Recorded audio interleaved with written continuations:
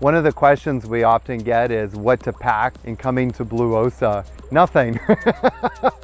Bring as little as possible. One of the things that you have access to while you're here is laundry service every week. So really you just need to pack enough clothes for a few days and then you can get them washed at the end of the week. Pack shirts that you can pack a lot of them into a small space. All you need else to bring is a good spirit.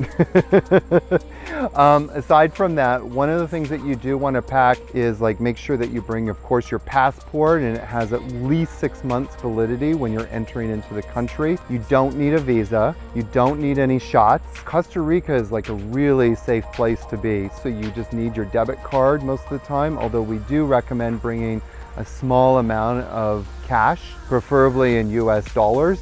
We always encourage people to bring their own yoga mats, bring enough toiletries, and that's pretty much about it.